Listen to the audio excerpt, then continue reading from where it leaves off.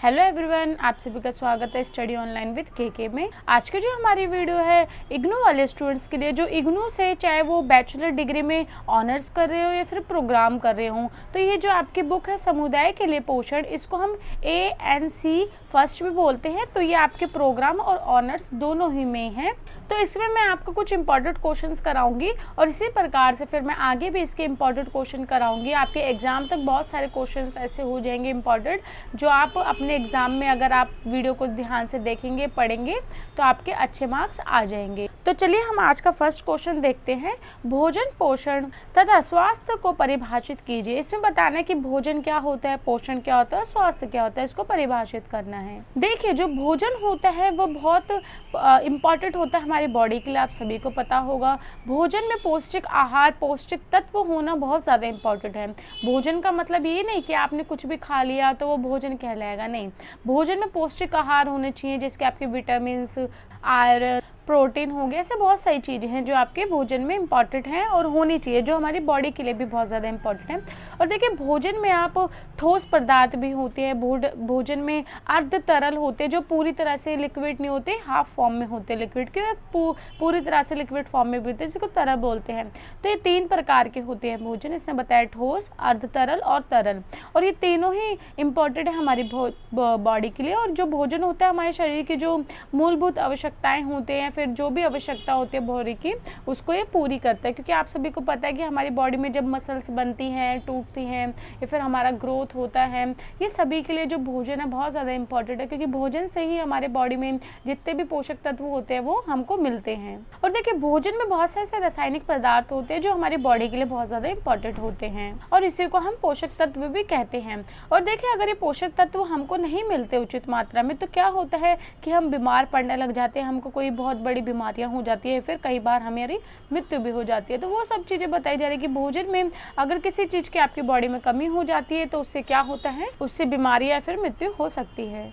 देखिए, पोषण में क्या बताया गया है कि पोषण में क्या होता है कि जो शरीर में इसका उपयोग होता है हमारे भोजन का, उसी का जब हम अध्ययन करते हैं तो उसको ही पोषण कहा जाता है। कि हम जब खाना खाते हैं तो शरीर में उसका प्रयोग किया जाता है, और फिर जब हम इसका अध्ययन करने लग जाते हैं, वैज्ञानिक अध्ययन, तो उसको पोषण कहते हैं। अब हम देखेंगे स्वास्थ्य। देखिए, स्वास्थ्य का मतलब खाली यही नहीं होता कि आप बीमारियों से दूर हैं। स्वास्थ्य का मतलब ये भी होता है, स्वास्थ्य में देखिए क्या क्या आता है कि आप बीमारियों से तो मुक्त हैं ही, परंतु आपका सामाजिक और आपका सामाजिक हो गया, आपका मानसिक हो गया, आपका शारीरिक हो गया, ये विकास होना भी बहुत ज़्यादा इम्पॉर्टेंट है। और आप पूर्ण रूप से इन सब चीज़ों से ठीक रहें, आपको कोई मानसिक बीमारी भी नहीं होनी चाहिए, या फिर सामाजिक रूप से आप बिछड़े नहीं होने चाहिए। बहुत सारी चीज़ें जो स्वास्थ्य में आती हैं।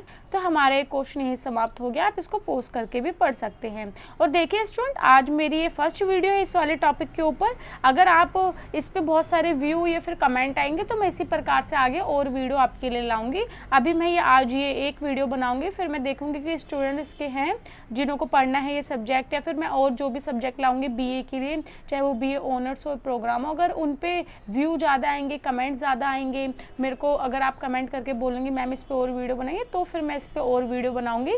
तो इसलिए आप प्लीज़ मेरे को कमेंट ज़रूर करना और बताना आपके कौन कौन से सब्जेक्ट है और आपको किस पे इंपॉर्टेंट क्वेश्चन या चैप्टर की वीडियो चाहिए। तो देखिए, सेकंड क्वेश्चन है हमारा, जल संतुलन से आप क्या समझते हैं, और हमारे शरीर में जो जल का कार्य है वो बताना है कि किस प्रकार से कार्य करता है। देखिए, हमारे शरीर में जल पहले कैसे पहुँचता है, पहले तो हम ये देखें, जैसे कि हम जल को पीते हैं उसके रूप में पहुँचते हैं, हम कोई खाना खाते हैं उसके अंदर जो जल उपस्थित होता है उसके रूप में, या फिर जो मेटाबॉलिज्म जिसको चयापचय बोलते हैं उसके रूप में हमारी बॉडी में जल होता है। इसको ग्रहण किया गया या फिर पिया गया जल भी कहते हैं कि हमने जो बाहर से ग्रहण किया है। देखिए, जब हमारे शरीर में जल का प्रयोग होता है, जो हमने बाहर से ग्रहण किया, उस जल का जब बॉडी में प्रयोग होता है तो क्या होता है, बहुत से कुछ मात्रा में जो जल है वो निष्कासित हो जाता है। निष्कासित को निकला भी कह सकते हैं कि निकल जाता है हमारे बॉडी से, या यूरिन के द्वारा, या फिर ऐसे जो बाहर आ जाता है उसके लिए बता रहे हैं। देखिए, जब सामान्य अवस्था होती है, मतलब कि जब सामान्य कंडीशन होती है, कुछ प्रॉब्लम नहीं होती, तो हमारी बॉडी में, और जो हम बाहर यूरिन पास करते हैं, फिर जो बाहर जल निष्कासित होता है उसमें संतुलन बना रहता है, उसको कोई जल संतुलन कहते हैं। कि जो हम शरीर में ग्रहण कर रहे हैं जल को और जो निष्कासित हो रहे हैं, वो दोनों ही जल की जो अवस्था है वो एकदम संतुलित होनी चाहिए, मतलब कि सही होनी चाहिए। नहीं कि हम ज़्यादा निष्कासित हो रहा है हमारा जो जल होता है बॉडी का, या फिर हम बहुत ज़्यादा जल पी रहे हैं और उनमें असंतुलित है, तो इसका मतलब ये असंतुलित जल हुआ। परंतु संतुलित जल में ये दोनों समान होते हैं। अब हम पढ़ेंगे कि हमारे शरीर में जल के कार्य क्या होते हैं। देखिए, जल हमारी बॉडी में बहुत इंपॉर्टेंट तत्व है या फिर बहुत इंपॉर्टेंट है, क्योंकि एक जो व्यक्ति होता है उसके शरीर में लगभग 60% जो होता है वो जल होता है, और जो बच्चा होता है उनके शरीर में लगभग 75% जल होता है। और ये जो जल होता है ये आपके कोशिका या फिर उत्तक जो होते हैं, टिश्यूज जिसे बोलते हैं, उन सब में बहुत ज़्यादा हेल्प करता है। और देखिए, जो हमारे शरीर में उत्तक होते हैं अलग अलग, या फिर जिसको टिश्यू बोलते हैं, उसमें अलग अलग प्रकार से जो पानी की जल की मात्रा होती है वो पाई जाती है। जिसकी कोई टिश्यू में अलग पानी की जो मात्रा है वो अलग होगी, जल की मात्रा किसी में अलग होगी, किसी में ज़्यादा या फिर किसी में कम भी हो सकती है। और देखिए, जो जल होता है वो हमारे शरीर में बहुत सारी ऐसी चीज़ होती है जिनको तरलता प्रदान करता है। जैसे कि आपका रक्त हो गया, उसको तरल बनाता है। लाल को जो लार होती है, या फिर जो पाचक जो रस होते हैं, जो मूत्र होता है, मल होता है, पसीना होता है, इन सबको तरलता प्रदान करता है। दूसरे शब्दों में हम ये बोल सकते हैं कि जो जल होता है वो हमारे शरीर में द्रव्यों का माध्यम है। नेक्स्ट देखिए, जल एक अच्छा विलेय होता है। विलेय मतलब जिसमें सब चीज़ें घुल जाती हैं, और इसमें विभिन्न प्रकार के जो तत्व होते हैं हमारे बॉडी के, वो सब इसमें घुल जाते हैं। और इससे क्या होता है, फिर ये रक्त में मिल जाता है, और रक्त में पूरी बॉडी में इसके जो पोषक तत्व होते हैं, हर एक शरीर के अंग जो होता है, भाग जो होता है, उसमें पहुंच जाता है। और इसी प्रकार से जो शरीर का व्यर्थ पदार्थ होता है उसको भी बाहर निकाल देता है तरल पानी जो होता है जल के माध्यम से। तो इसी प्रकार से हम बोल सकते हैं कि जो जल होता है वो बहुत ज़्यादा इंपॉर्टेंट है। हमारी बॉडी में जितनी भी रासायनिक क्रियाएं होती हैं तो उनको ये संपन्न करता है, फिर पूर्ण करता है। और देखिए, जो जल होता है हमारी बॉडी में जितनी भी कोशिकाएं होती हैं उनको गीला भी रखता है। इसका मतलब ये है कि जो जल होता है हमारी कोशिकाओं को चारों ओर से घेरे रखता है। और देखिए, जो जल होता है वो हमारी बॉडी में जो लार होती है, फिर जो पाचन रस होते हैं जो हमारी बॉडी में खाना पचाने का काम करते हैं, उन सब में भी ये क्या कहते हैं तरलता लाता है, ये मैंने आपको बता दिया। और इसको जो पाचन होता है इन्हों को संपन्न मतलब पूर्ण भी करता है और नियंत्रण भी करता है। और जो आपको पता होगा कि हमारी बॉडी में जितने भी जॉइंट्स होते हैं उनके बीच में जो जोड़ों के बीच में जो पदार्थ होता है द्रव, वो भी यही होता है, जल प्रकार का ही होता है। आपको पता होगा कि दो जॉइंट है उसके बीच में जो ग्रीस जिसको हम बोलते हैं, तो वो इसी से ही पदार्थ होता है। तो ये जो द्रव होता है जो मैं आपको बता रही हूँ जो जॉइंट के बीच में, इसमें ज़्यादातर जल की मात्रा होती है। और ये जो जॉइंट जो होते हैं इसमें वर्क जो ये करता है जॉइंट, जब इसको मोड़ते हैं चलाते हैं तो ये इसमें भी सहायता प्रदान करता है। तो ये जल का बारे में होंगे कि जल क्या होता है, संतुलन और हमारी बॉडी में किस प्रकार से कार्य करता है, ये इंपॉर्टेंट भी है। नेक्स्ट क्वेश्चन देखते हैं। शरीर में भोजन के पाचन, अवशोषण तथा उपयोग की प्रक्रिया को बताइए तथा दर्शाइए। इसमें बताना है कि जो हमारी बॉडी में जो भोजन होता है उसका पाचन कैसे होता है, उसका अवशोषण कैसे होता है, एब्जॉर्प्शन कैसे होता है और उसका प्रयोग कैसा होता है, सब बताना है। देखिए, जो भोजन का पाचन होता है वो हमारे मुंह से ही स्टार्ट हो जाता है। जैसे ही हम कोई निवाला अपने मुंह में डालते हैं, कोई भी बाइट लेते हैं, तो क्या होता है हमारे जो पाचन क्रिया होती है वो स्टार्ट हो जाती है। क्योंकि जब हम कोई निवाला खाते हैं तो क्या होता है कि हमारे वो जो लार होती है वो उसको पचाने में काम करते हैं, बहुत सारे स्टार्च को पचाती हैं, ठीक है। फिर हमारे जो आहार नलिका में जाती है वहाँ पे इसका वहाँ पे भी बहुत सारे वो होते हैं, आपके जूस होते हैं जो उसको सॉफ्ट बना के रखते हैं। फिर इसी प्रकार से हमारे पूरे पाचन तंत्र तक जब जाती है तो बीच में बहुत सारे ऐसे पार्ट आते हैं, जैसे बाइल जूस होते हैं, आपका बहुत सारे ऐसे रस होते हैं, एंजाइम होते हैं जो उसको पचाते हैं, जो उसको छोटा छोटा टुकड़ा कर देते हैं, उसको पचाने में ईजी हो जाता है, जिससे कि वो पहले तो सॉफ्ट बनाते हैं, फिर उसके छोटे छोटे टुकड़े हो जाते हैं अंदर बॉडी में जाते जाते पाचन क्रिया तक, और क्या कहते हैं पाचन तंत्र में, और फिर वो एकदम छोटे छोटे होके उनके जो भी वो होते हैं कहते हैं तत्व होते हैं, पोषक तत्व होते हैं, उनको एब्जॉर्ब भी करते हैं। तो अभी इसमें खाली पाचन क्रिया की बात बता रहे हैं कि पाचन तंत्र में जब ये जाती है तो ये भोजन, इस पाचन क्रिया इसको हम बोलते हैं। जब तक ये पाचन तंत्र में भोजन होता है तो इसको पाचन क्रिया ही बोलते हैं। और ये कहाँ से स्टार्ट हो जाती है, हमारे मुंह से स्टार्ट हो जाती है, और ये जब मलाशय के रूप में ट्रांसफर हो जाता है, स्टूल के रूप में या किसी भी रूप में आप बोल सकते हो, जब ये पास आउट हो जाता है तब तक ये पाचन क्रिया में ही रहता है। और मैंने आपको जैसे बताया कि पाचन तंत्र जो होता है, हमारे प्रत्येक अंग में एक तरल रस होता है जो ये बाहर निकलता है। जब हम खाना खाते हैं तो तरल रस जो होता है, लिक्विड फॉर्म जो होती है, ये बाहर निकलती है और इसको पचाती है। इसको हम एंजाइम भी बोल सकते हैं। इसमें एंजाइम में बहुत सारे ऐसे प्रोटीन होते हैं जो हम खाते हैं जब खाना, तो रासायनिक क्रिया जो बॉडी की होती है वो तेज हो जाती है, जिससे कि खाना अच्छे से जल्दी पच पाता है और ये इजीली डाइजेस्ट भी हो जाता है। तो हमारे बॉडी में अगर कोई हम खाना खा रहे हैं, उसको इजीली डाइजेस्ट करने के लिए बहुत ज़्यादा इंपॉर्टेंट है, हमारी बॉडी में जो एंजाइम होते हैं, प्रोटीन्स होते हैं, रासायनिक जो क्रिया होती है, वो ही इसको ईजी बना देती है। और ये जो एंजाइम्स होते हैं, ये क्या करते हैं कि ये खुद परिवर्तन नहीं होते, ये क्या करते हैं, जो भी हम खाना खाते हैं इनको बहुत छोटा छोटा विभाजित कर देते हैं। मतलब कि इनों के जो पोषक तत्व होते हैं, इनको विभाजित कर देते हैं ताकि ये आसानी से डाइजेस्ट हो सके और हमारी बॉडी में अच्छे से एब्जॉर्ब हो सके, मतलब कि अवशोषण हो सके। अब हम पढ़ेंगे भोजन का अवशोषण। देखिए, जो भोजन का अवशोषण होता है ये छोटी आंत में होते हैं, जिसको स्मॉल इंटेस्टाइन बोलते हैं। और देखिए, जब खाना पच जाता है तो क्या होता है, इससे पोषक तत्व बाहर निकलते हैं। जब स्मॉल इंटेस्टाइन में होता है खाना छोटी आंत में, तो इसके सारे पोषक तत्व वो खींच लेते हैं, मतलब इसको एब्जॉर्ब कर लेते हैं और हमारी बॉडी में रहते हैं। जब हम फिर क्या होता है कि ये रक्त में जाके मिल जाते हैं, जो हमारी ब्लड होता है उसमें जाके सारे पोषक तत्व मिल जाते हैं और जिस ऑर्गन को, जिस अंग को ये चाहिए होता है पोषक तत्व, वहाँ ये पहुँच जाता है। और देखिए, जो हमारी छोटी आंत होती है उसमें उंगलियों जैसे आकार के बहुत छोटे छोटे अंकुरित जैसे टाइप के होते हैं, बहुत छोटे छोटे, उसमें ही ये इसका पूरा अवशोषण होता है पूरे खाने का, क्योंकि उसमें जाके ये पूरा रासायनिक क्रिया चलती है और फिर वहाँ पे छोटी आंत में सारे अवशोषण जो है हो जाते हैं। और जो इसका अवशोषण होता है, मतलब कि खाने का अब्जॉर्प्शन होता है, ये जो मैंने आपको बताया फिंगर टाइप की छोटी छोटी होती हैं,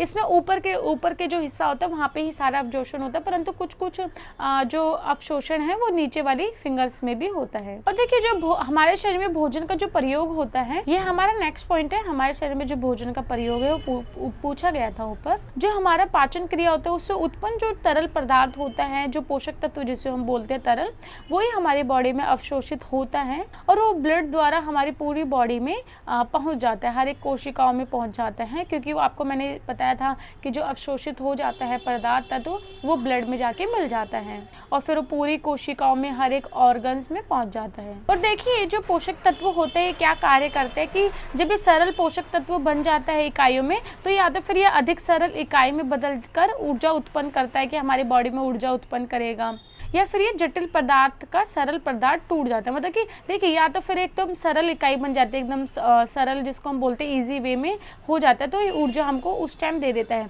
या फिर ये ठोस बन के रहता है और जब हमको ऊर्जा चाहिए होती है तब ये टूटता है और फिर हमको ऊर्जा उत्पन्न देता है। और ये और ज़्यादा जटिल भी बन जाता है और ज़्यादा मजबूत भी बन जाता है और हमारे शरीर में जब इसका इस्तेमाल चाहिए होता है उसके अकॉर्डिंग इस्तेमाल कर लेता है। देखिए, हमारे शरीर में जब ये सब अवशोषित हो जाता है, एब्जॉर्ब हो जाता है, तो उसके कोशिका में जो भी रासायनिक परिवर्तन होते हैं, इसको चयापचय कहते हैं, फिर मेटाबॉलिज्म कहते हैं। और ये शरीर में परिवर्तन होता है ये दो प्रकार से होता है, एक तो जटिल पदार्थ में होता है और एक सरल पदार्थ में होता है। और इसी प्रकार से जब ये दो प्रकार में होता है, एक जटिल एक सरल, तो इसी प्रकार से जो चयापचय होते हैं मेटाबॉलिज्म में, इसकी जो रासायनिक अभिक्रिया होती है ये भी दो प्रकार में बढ़ जाती है, एक उपचय होता है और एक अपचय होता है, ये भी दो प्रकार में बढ़ जाता है। तो ये क्वेश्चन यही समाप्त होता है। हम अपना नेक्स्ट क्वेश्चन देखते हैं। हमारे शरीर में विटामिन ए और लोहा तत्व की भूमिका बतानी है और उनके खास स्रोत भी बताने हैं। देखो, जो विटामिन ए, इसको रेटिनॉल भी बोलते हैं, ये है ना जो पशु होते हैं उनके ही पदार्थों में पाए जाते हैं, जैसे कि दूध हो गया, मक्खन हो गया, घी हो गया, मछली हो गई, यकृत, जैसे इन सब चीज़ों में पाए जाते हैं। इन सब जो मैंने आपको बताई हैं चीज़ें, ये विटामिन ए के बहुत अच्छे स्रोत होते हैं। और देखिए, जैसे कि आपके शार्क मछली होती है, फिर हेलीबूट ए होती है, इनमें बहुत ज़्यादा मात्रा में विटामिन ए पाया जाता है इनके लीवर में, और इसको सबसे अमीर स्रोत बोलते हैं क्योंकि ये बहुत कॉस्टली होता है। विटामिन ए अगर आप यहाँ से प्राप्त करेंगे शार्क मछली और इससे, तो ये बहुत महंगा होता है। नेक्स्ट, और देखिए, जो पौधे होते हैं उसके जो खाद्य पदार्थ होते हैं जो पौधों से उगते हैं या फिर पेड़ पौधों से, उसमें रेटिनॉल जो विटामिन ए होता है वो नहीं होता। और देखिए, कुछ ऐसे पदार्थ है जैसे कि आपकी नारंगी होगी या फिर पीले रंग के कुछ फल होते हैं, जो तो पीले रंग के फल में कैरोटीनोइड पाया जाता है।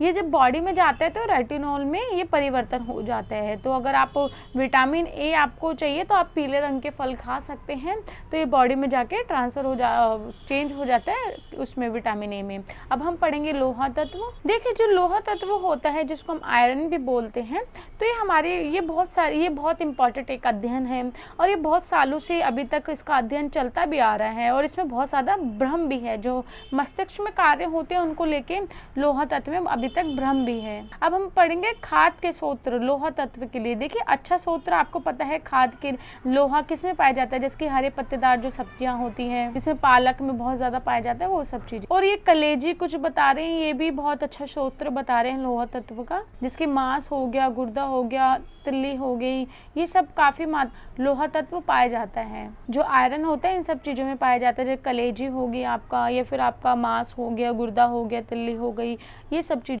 पाया जाता है। और ये जो खाद्य पदार्थ जो मैं आपको आयरन बता रही हूँ, आपको मैंने बताया हरे पत्तेदार सब्जियों में पाया जाता है, जैसे कि चौलाई हो गई, सरसों हो गई, साग हो गया, अरबी हो गई, अरबी के जो पत्ते होते हैं, अनाज हो गया, गेहूं हो गया, चिड़वा हो गया, बाजरा हो गया, इन सब चीज़ों में ही जो ये आपका होता है आयरन बहुत ज़्यादा मात्रा में पाया जाता है। गुड़ में भी होता है और बहुत सारे खाद्य पदार्थ हैं जिसमें पाया जाता है। नेक्स्ट क्वेश्चन हम देखते हैं, उदाहरण सहित दो प्रमुख खाद्य संदूषण जो हमारे लिए चिंता का विषय है उसके बारे में बताना है। देखिए इसमें ये बताना है कि जो हम खाद को दूषित करते हैं, खराब करते हैं, वो किस प्रकार से होता है उसकी व्याख्या करनी है। तो ये बोल रहे 2 प्रकार से होते हैं, एक तो रासायनिक रूप से होता है और एक सूक्ष्म जीवों द्वारा होता है। तो पहले हम पढ़ लेंगे रासायनिक के द्वारा कैसे दूषित किया जाता है। देखिए जब हम कोई शाकाहारी या फिर कोई मांसाहारी पदार्थ तो हम ऐसे कच्चा नहीं खा पाते हैं, तो उसके स्वाद को बढ़ाने के लिए हम जो भी उसमें मसाले मिलाते हैं, उसके स्वाद को बढ़ाने के लिए जो भी चीज़ उसमें मिलाते हैं वो रासायनिक ही होता है एक प्रकार का। तो रासायनिक, इसको हम रासायनिक दूषण या बोल सकते हैं इसको, कि रासायनिक तौर से हम इसको खराब करते हैं। उदाहरण के तौर पे बता रहे हैं, देखिए बता रहे ना केवल हम भोजन को स्वाद लेने के लिए, बल्कि उसके आकार को बदलने के लिए, उसके रंग को बदलने के लिए जो भी उसमें डालते हैं वो सब, देखिए बता जो हम इसमें डालते हैं वो कभी हर बार ऐसा नहीं होता कि वो भोजन को खराब ही करते हैं, दूषित करते हैं, क्योंकि कभी कभी हमारे अगर हम सीमित मात्रा में डालें तो ये ठीक भी होते हैं। जैसे कि हम देखें, हम कोई भी खाना बनाते हैं उसमें कितने सारे पदार्थ डालते हैं, है ना, ये सब चीज़ तो हमारी बॉडी के लिए ठीक भी, अगर हम कम मात्रा में डाल रहे हैं, अगर इसको अधिक नहीं डाल रहे, अगर कोई भी चीज़ हम अधिक मात्रा में करते, चाहे वो तेल का सेवन ज़्यादा हो, ऑयली पदार्थ हो, मसालेदार, तो हमारी बॉडी में वो खराब ही करेगा। तो बोल रहे अगर लिमिट मात्रा में अगर हम इसमें कोई भी चीज़ डाल रहे हैं तो हमारी बॉडी में वो प्रॉब्लम नहीं करेगा और खाने को भी दूषित नहीं करता, क्योंकि उससे हम क्या करते हैं कि हमारे जो खाना होता है उसको और बेहतर बनाते हैं हम। तो इसको हम संदूषक की संज्ञा नहीं दे सकते, मतलब कि नहीं बोल सकते कि ये दूषित ही होता है इससे, क्योंकि हम इसमें जानबूझकर मिलाते हैं वो सब पदार्थ ताकि हम जो भी खाना खा रहे हैं वो अच्छा रहे हमारी बॉडी के लिए, हमको टेस्ट भी मिले, इसलिए तो ये हानिकारक नहीं होता हमेशा। परंतु इसको डालने की जो सही मात्रा होती है वो हमें पता होनी चाहिए, और जो भी हम पदार्थ डाल रहे हैं वो अच्छे होने चाहिए, खराब नहीं होने चाहिए, ना दूषित होनी चाहिए, ना मिलावटी होनी चाहिए। नेक्स्ट है सूक्ष्म जीवों, जो सूक्ष्म जीव होते हैं उनके द्वारा जो होते हैं खराब, उसके बारे में देखते हैं। देखिए सूक्ष्म जीव कौन से होते हैं, जैसे कि आपके बैक्टीरिया हो गया, वायरस हो गया। देखिए कुछ सूक्ष्म जीव जो होते हैं जो हमारे खाने को दूषित करते हैं, खराब करते हैं, और जब वो व्यक्ति दूषित भोजन खा लेता है तो वो रोगग्रस्त हो जाता है, मतलब बीमारियां हो जाती हैं उसके पास बहुत सारी, तो इससे खाना भी खराब होता है और व्यक्ति का स्वास्थ्य भी खराब होता है। तो देखिए इसमें बस इतना ही था कि जो खाना खराब होता है वो 2 प्रकार से होता है। जो सूक्ष्म जीवों से होता है खराब, वो बहुत ज़्यादा हानिकारक होता है हमारी बॉडी के लिए और इससे हम बीमार भी हो सकते हैं। नेक्स्ट हमारा क्वेश्चन है, देखिए जब हम आहार की योजना बनाते हैं तो उस टाइम हमको किस किस बातों का ध्यान रखना चाहिए उसके बारे में हमें बताना है। देखिए जो किशोर अवस्था के व्यक्ति होते हैं, टीनेजर जो होते हैं बच्चे, उनको क्या करना चाहिए कि ऊर्जा का अच्छा स्रोत लेना चाहिए जिसमें अच्छी प्रोटीन हो, लोहा तत्व हो, कैल्शियम हो, ये सब उत्तम स्रोत जो हाई क्वालिटी जिसमें होती है, सब चीज़ हाई मात्रा में होते हैं वो लेना चाहिए। और आपको साबुत अनाज जो होता है वो लेना चाहिए, और जो दूध होते हैं और जो डेयरी वो होते हैं पदार्थ होते हैं डेयरी के, वो सब लेने चाहिए। हरी पत्तेदार सब्जियां लेनी चाहिए, फल फ्रूट ये सब इसमें लेने चाहिए। और फिर नीचे बता रहा है यदि संभव हो तो 5-6 बार भोजन करो। ये 5-6 बार भोजन वैसे टाइप का नहीं है कि जो हम डिनर लंच 3 टाइम होता है, बीच बीच में जो हम छोटा मोटा स्नैक्स ले लेते हैं, फल फ्रूट ले लेते हैं, वो इसमें इंक्लूड किया गया है। और देखिए सुबह का जब हम नाश्ता करते हैं और दोपहर का जब हम खाना खाते हैं तो उसके बीच में जो टाइम होता है उसमें हमको चाय नहीं लेनी चाहिए। चाय ये सब जो चीज़ें लेते हैं ये सब नहीं लेनी चाहिए। इसमें ऐसा खाना या ऐसी चीज़ लेनी चाहिए जो जिसमें आहार हो ज़्यादा, जिसको अल्प आहार भी बोलते हैं, वो सब होनी चाहिए जिसमें प्रोटीन कैल्शियम ये सब चीज़ें हों तो ज़्यादा अच्छा होगा। और हमें अब क्या नहीं करना चाहिए वो हम देखते हैं। जो जल्दी से खाने बन जाते हैं वो हमें नहीं खाना चाहिए, जिसके जो बहुत शीघ्रता से बहुत जल्दी से जो भी खाना या कोई भी पदार्थ बन जाता है वो हमें नहीं खाना चाहिए। और जो उपयोगी खाना नहीं होता उसको भी नहीं परोसना चाहिए, ना उसको खाना चाहिए। जैसे कि आप बाहर की कोई चीज़ें खा रहे हैं जो अनुपयोगी है, ठीक नहीं है, उसको भी नहीं खाना चाहिए। और किशोर जो होते हैं उनको ऐसा भी खाना नहीं खाना चाहिए जो बहुत सारे संसाधित यानी प्रोसेस से होके गुजरा हो। जैसे कि आप अगर देखेंगे हम बाहर की कोई चीज़ें आते हैं कितने ज़्यादा प्रोसेस से होके गुजरते हैं।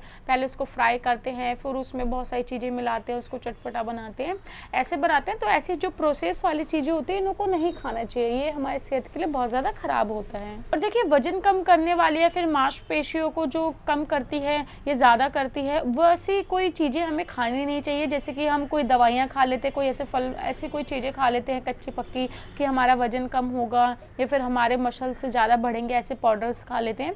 तो ये सब चीज़ें भी हमारी बॉडी के लिए बहुत ज़्यादा खतरनाक होते हैं और नुकसानदायक होते हैं। ये हमारा क्वेश्चन हो गया। अब नेक्स्ट क्वेश्चन देखते हैं। अब इसी में ही इसी का ही है ये पार्ट कि जो स्तनपान करने वाली महिला होती है उसके लिए क्या करना चाहिए। अभी तो हमने किशोर के लिए पढ़ा कि किशोर जो होते हैं या किशोरी जो होती है टीनेजर्स। अब इसमें हम पढ़ेंगे जो प्रेग्नेंट लेडी होती हैं फिर जो फीडिंग कराती हैं, दूध पिलाती हैं, उनको क्या क्या करना चाहिए। देखिए जो गर्भवती स्त्रियाँ होती है, प्रेग्नेंट लेडी, उनको कार्बन जिसमें कार्बोज ज़्यादा हो वो वाले पदार्थ उसको देने चाहिए। और जिसमें वसा ज़्यादा होती है, ऑयली ज़्यादा होता है, वो पदार्थ कम खाना चाहिए। और भोजन में जो रेशेदार सब वो होते हैं खाना वो ज़्यादा खाना चाहिए। और जो तरल पदार्थ होते हैं वो खाना चाहिए। सब्जियों का अधिक मात्रा में सेवन करना चाहिए। ये क्वेश्चन हमारे यहाँ समाप्त होता है। नेक्स्ट क्वेश्चन देखते हैं। देखिए इसमें बताना है कि जब हम खाद्य पदार्थ का चयन करते हैं तो उसकी श्रेणी में जो ब्रांड होता है और जो लेबल होता है उसका क्या महत्व होता है कि हम कोई ब्रांड का चीज़ लेते हैं, कोई लेबल देख के लेते हैं, उसका महत्व बताना है। देखिए पहले श्रेणी क्या होता है ये हम जान लेते थे। श्रेणी वो होती है जिसमें समान गुण होते हैं, समान उसमें पदार्थ पाए जाते हैं, उसी को हम श्रेणी बोलते हैं। जब उसको हम जैसे कि समझ लीजिए किसी पदार्थ में विटामिन ए पाए जा रहे हैं बहुत सारे फल फ्रूट में, तो उसको हम एक श्रेणी में रख देंगे।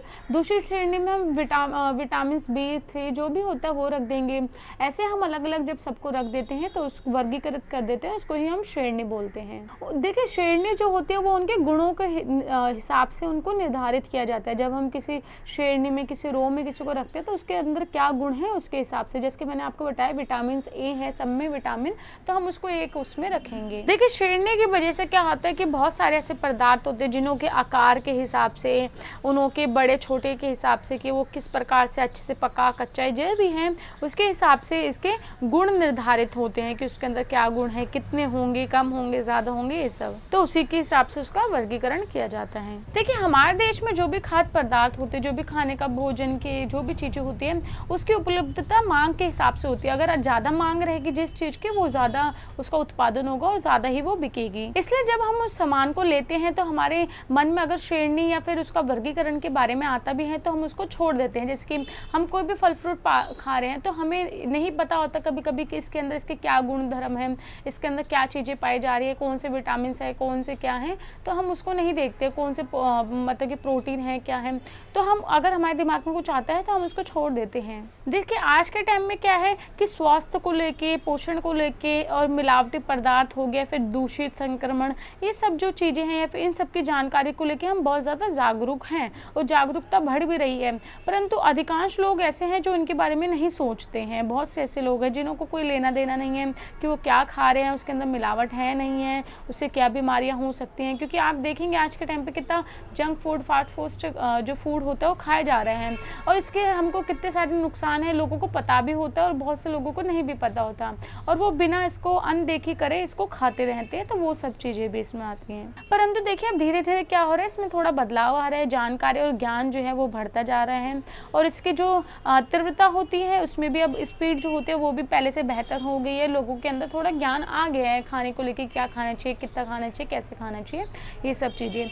अब हम पढ़ेंगे ब्रांड के बारे में। देखिए ब्रांड में ट्रेडमार्क हम जरूर देखते हैं कि ये किस ब्रांड का है, किस व्यापार का है, तो उसको ट्रेडमार्क के माध्यम से जाना जा सकता है। उसमें लिखा होता है, उसका नाम लिखा होता है कि किस पदार्थ का है ये और कहाँ से बेचा जा रहा है, उसी को ब्रांड बोलते हैं। तो आप सबको पता है कि ब्रांड के बारे में, जैसे कि हम कोई चॉकलेट लेते हैं, कोई कॉफी लेते हैं, कोई भी हम चीज़ लेते हैं तो हम ब्रांड का नाम बोलते हैं। जिसकी हमें डेयरी मिल्क चाहिए या फिर कोई और बहुत सारी होती हैं, किटकैट हो गई है या फिर क्रंच हो गई, बहुत सारी ऐसी चॉकलेट है, कॉफ़ी आपकी नेस्ले हो गई। तो हम नॉर्मली नहीं बोलते कि हमें चॉकलेट चाहिए, हम बोलते हैं वाली चॉकलेट चाहिए, हम ब्रांड का नाम बोलते हैं ना, उसके साथ की कौन सी कंपनी है क्या है वो नाम बोलते हैं। तो यही सब इसमें बताया गया है कि हम कोई भी कोलगेट लेते हैं, जैसे कि टूथपेस्ट लेते हैं तो हमारे मुंह पे कोलगेट आता है, जबकि कोलगेट एक ब्रांड का नाम है। कोलगेट कोई हम कोलगेट को जो होता है वो एक ब्रांड है, इसको हम बोलते हैं टूथपेस्ट बोलते हैं ना। तो हम क्या कहते हैं, जैसे कि बहुत सारे ऐसे हैं, हिमालय के हो गए, आपके पतंजलि के हो गए, तो ये ब्रांड होते हैं जिसका हम नाम लेते हैं।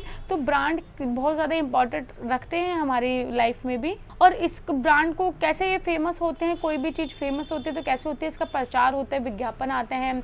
हमको थोड़ी पहले पता था कि पतंजलि भी नाम की कोई शॉप है या कोलगेट कोई होता है या कुछ, तो इसके जितने ज़्यादा ऐड आते हैं, जितना ज़्यादा प्रचार होता है, विज्ञापन आते हैं, तो हमें पता चल जाता है ये नाम की कोई एक चीज़ है जो अच्छी है, क्योंकि इसकी ऐड आ रही है, इसके गुण बताए जा रहे हैं, तो हम फिर वही खरीदते हैं। अब बहुत सारे साबुन हो गए, दंत मंजन हो गए, है ना, अखबार हो गए। अखबार भी आप अखबारों में भी आपको देखने को मिलता है प्रचार, बहुत सारे आते हैं, रेडियो में, टेलीविज़न में, सब जगह पे जो ब्रांड होते हैं उनके प्रचार आते हैं, तो जिससे कि हमें इसके बारे में पता चलता है। तो ये जो प्रचार होते हैं, जो विज्ञापन होते हैं, एडवर्टाइज होती है, ये सब में भी बहुत सारा पैसा ये खर्च करते हैं, जो भी ब्रांड वाले कंपनी के होते हैं, क्योंकि ये पैसा खर्च करते हैं, फिर इन्हों को जब हम खरीदते हैं तो इन्हों को वापस वो पैसा पहुंच जाता है। अब हम पढ़ेंगे लेबल के बारे में। देखिए लेबल में क्या होता है, उस ब्रांड का नाम लिखा हो गया पहले तो, और वो कौन सा पदार्थ है, उस पदार्थ की बहुत सारी चीज़ें लिखी होती है, एक्सपायरी डेट है, सब चीज़ है, सारी जानकारी लिखी होती है कि उसके अंदर क्या क्या पौष्टिक आहार है, क्या क्या नहीं है। तो लेबल पढ़ना बहुत ज़्यादा ज़रूरी है। अगर आप कोई भी पदार्थ लेते हैं उसका लेबल पढ़ना बहुत ज़्यादा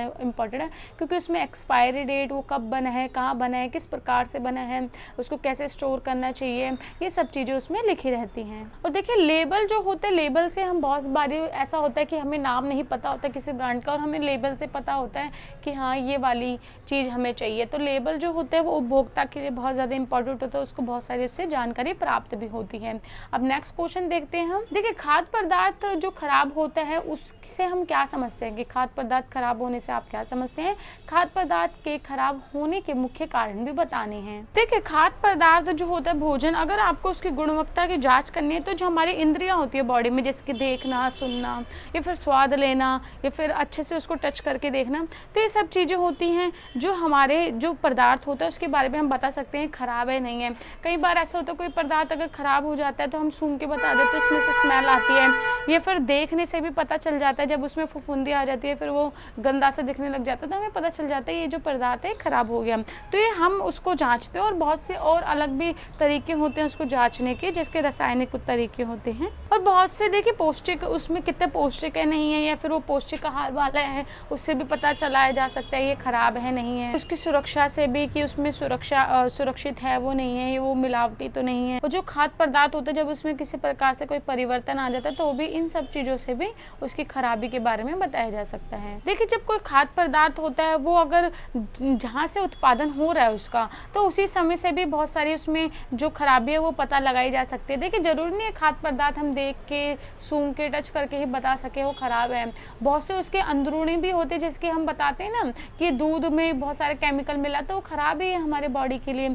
और बहुत सारी ऐसी चीज़ें होती है खाने पीने की जो हम देख के हमको लगती है ताज़ा एकदम, परंतु उसके अंदर के जो पोषक तत्व होते हैं बहुत सारी चीज़ें उसमें अंदर खराब होती है जो ठीक नहीं है हमारे बॉडी के लिए, तो वो भी होते हैं। तो इसी प्रकार से बता रहे जैसे कि कोई चीज़ जब उत्पादन होती है, उसको जब उगाया जाता है उस समय भी उसमें बहुत सारी खराबी चीज़ें जो होती है मिलावट हो जाती हैं, उस समय से ही उसमें खराबियाँ आ जाती हैं, तो वो खराब पदार्थ भी कहलाता है। देखिए जो खाद्य पदार्थ है उसकी प्रकृति पे निर्भर करता है, उसकी प्रक्रिया पे निर्भर करता है कि धीमी है, तेज है, और कभी कभी तो कुछ घंटों में ही जो हमारा खाद्य पदार्थ होता है वो बिल्कुल व्यर्थ और खराब हो जाता है। और खराब पदार्थ अगर कोई हो रहा है, हमारा खाद्य पदार्थ कोई खराब हो रहा है, वो किस किस हद तक खराब हो रहा है ये भी जानना बहुत ज़्यादा ज़रूरी है। देखिए, खाद्य जो खराब हो जाता है कोई पदार्थ, तो उसका पौष्टिकता पे तो प्रभाव पड़ता ही है और हमारे शरीर पे भी, हमारे स्वास्थ्य पे भी हानिकारक इसका प्रभाव पड़ता है। अब हम पढ़ेंगे खाद्य पदार्थ खराब होने के मुख्य कारण क्या होते हैं। एक तो होते हैं सूक्ष्मजीवी, जिसके सूक्ष्मजीवी आपके मिट्टी में मिलते हैं, जल में, वायु में, पशुओं में, उसकी जो त्वचा होती है, स्किन होती है उसमें, या फिर जानवरों के आंत में, उनके शरीर में, उनके बहुत से भागों में सूक्ष्मजीवी पदार्थ होते हैं, जिसके कारण हम कोई उनसे रिलेटेड कोई सब्जी, फल या खा रहे हैं, उसको छील के नहीं खा रहे, धो के नहीं खा रहे, साबुत खा रहे हैं, तो बहुत सारे जो सूक्ष्मजीवी हैं वो हमारे बॉडी में प्रवेश कर जाते हैं। और जो फल फ्रूट होते हैं उनके बाहर की जो त्वचा होती है, स्किन होती है, उन पे भी पाए जाते हैं, तो अच्छे से धो के उनको खाने चाहिए। और सूक्ष्म जीवाणु में आपके बैक्टीरिया आते हैं, यीस्ट आते हैं, फफूंदी आते हैं, शैवाल आते हैं, कई प्रोटोजोआ भी आते हैं जो हमारे खाने को खराब कर देते हैं। और ये जो मैंने आपको नाम बताए ये बहुत सारे परिवर्तन लाते हैं खाद्य पदार्थ में, और इससे क्या होता है कि हानिकारक प्रभाव भी पड़ता है बॉडी पे। देखिए, कुछ खाद्य पदार्थ या जीवाणु बुरे प्रभाव डालते हैं, परंतु कुछ ऐसे भी होते हैं जो अच्छे प्रभाव डालते हैं। जैसे कि आप देखते हैं कि दूध से जब दही बनता है तो उसमें भी बैक्टीरिया पाए जाते हैं, परंतु वो अच्छा होता है जो हमारी बॉडी के लिए होते हैं। और ऐसे बैक्टीरिया भी होते हैं जो खाने को खराब कर देते हैं, जो हमारी बॉडी के लिए खराब होते हैं। हम पढ़ेंगे इसमें बैक्टीरिया। देखिए, बैक्टीरिया बहुत छोटे छोटे नन्हे सूक्ष्म जीव होते हैं, ये बहुत सारे आकार के होते हैं। आपके लंबे आकार के, डॉट टाइप के, बिंदु टाइप के, बहुत सारे आकार के पाए जाते हैं बैक्टीरिया, जिसे हम ऐसे नॉर्मल आंखों से नहीं देख सकते, इसको हम माइक्रोस्कोप से ही देख सकते हैं। और ये जो बैक्टीरिया होते हैं, मछली या फिर दूध से बने पदार्थ, इनको जो दूध से बने पदार्थ होते हैं उनको खराब कर देते हैं। मांस, मछली, इन सबको भी खराब कर देते हैं। और अगर हम किसी पदार्थ को उबाल देते हैं, गर्म कर देते हैं, फिर ये सूर्य के किरणों के सामने आते हैं बैक्टीरिया, तो ये मर जाते हैं, नष्ट हो जाते हैं। और ये जो बैक्टीरिया होते हैं ये उन खाद्य पदार्थों पे नहीं पनपते जो अम्लीय और क्षारीय प्रकृति के होते हैं। अब हम पढ़ेंगे यीस्ट। देखिए, ये भी सूक्ष्म जीवाणु होते हैं, ये भोजन को खमीरीकृत कर देता है। जैसे कि आप कोई ढोकला बनाते हैं, डबल रोटी बनाते हैं, तो इसका प्रयोग किया जाता है कि ये उसको एकदम दबदबा मोटा बना देता है। और देखिए, जब हम इसका खमीरीकरण करते हैं, मतलब कि जब ये यीस्ट को किसी पदार्थ में डालते हैं, फूली भी बन जाती है मोटी डबल रोटी की तरह, ढोकले की तरह, तो ये हमारी बॉडी में भी हानिकारक प्रभाव भी डालते हैं। परंतु ये किस पे निर्भर करता है कि जो पदार्थ जिसके अंदर हम इसको डाल रहे हैं उसके अंदर अल्कोहल की कितनी मात्रा है। और हम यीस्ट को कैसे पहचान सकते हैं, जब हम कोई टमाटर सॉस बनाते हैं, फिर संतरे का केचप टाइप या कुछ बनाते हैं, तो उसमें जब बुलबुले उठने लग जाते हैं, जब हम इसको गर्म करते हैं, तो उसमें यीस्ट जो होता है वो हम इसको पहचान सकते हैं उसमें कि उसका विकास हो रहे हैं। अब हम पढ़ेंगे फफूंदी। देखिए, जो फफूंदी होते हैं ये भी सूक्ष्म जीव होते हैं और इनको गर्म और जो अंधेरी जगह होती है वो पसंद होती है। और फफूंदी का आकार तो आपको पता ही होगा, रुई की तरह होता है, रुई की तरह ये चीज़ों पे आ जाते हैं। कभी रोटी पे आपने देखा होगा, फिर कभी ब्रेड पे देखा होगा, या पनीर पे भी ये देख सकते हैं। और कुछ फफूंदी ऐसी होती है जो विषैले पदार्थ उत्पन्न करती हैं। अधिकतर जो फफूंदी होती है वो विषैले ही पदार्थ उत्पन्न करते हैं, तो इसलिए कभी भी कोई फफूंदी किसी पे लग जाए तो उसको सेवन नहीं करना चाहिए। और मूंगफली पे भी फफूंदी आ जाती हैं, तो यही उसका एक उदाहरण भी है। तो देखिए, हमारे क्वेश्चन यहीं समाप्त होता है और हम अपनी वीडियो को भी यहीं समाप्त करते हैं। अगर आपको वीडियो अच्छी लगे तो प्लीज़ इसको लाइक, शेयर, सब्सक्राइब ज़रूर कीजिए, अपने दोस्तों में ज़्यादा से ज़्यादा शेयर कीजिए। और आपको अगर किसी और टॉपिक से रिलेटेड कोई वीडियो चाहिए तो आप मेरे को कमेंट बॉक्स में बता सकते हैं। अगर मेरे पास वो बुक अवेलेबल होगी तो मैं आपके लिए जल्द से जल्द वो वीडियो भी बना दूंगी। और देखिए स्टूडेंट, आप सभी के एग्ज़ाम फेब में हैं, फरवरी में, तो आप मेरे को अभी से बता सकते हैं ताकि मैं उनकी PDF बना सकूं, आपके लिए इंपॉर्टेंट क्वेश्चन बना सकूं, जो प्रीवियस ईयर के क्वेश्चंस होते हैं उनको सॉल्व कर सकूं। तो आप मेरे को अभी से बताएंगे तो मैं उनके ऊपर ज़्यादा ध्यान दूँगी। और देखिए स्टूडेंट, मैं आपको PDF भी प्रोवाइड कराती हूँ। अगर आपको PDF से रिलेटेड कोई जानकारी चाहिए तो डिस्क्रिप्शन बॉक्स में आपको नंबर मिल जाएगा, उस पर आप मेरे को व्हाट्सअप कर सकते हैं। और मैं सॉल्व असाइनमेंट के PDF जो होते हैं या फिर आपके क्वेश्चन पेपर होते हैं सॉल्व उसके PDF, तो वो सब आपको उपलब्ध करा सकती हूँ अगर आप मेरे को मैसेज करेंगे तो चलिए हम मिलते हैं नेक्स्ट वीडियो में। अगर आपको वीडियो अच्छी लगे तो इसको लाइक, शेयर, सब्सक्राइब करना। धन्यवाद।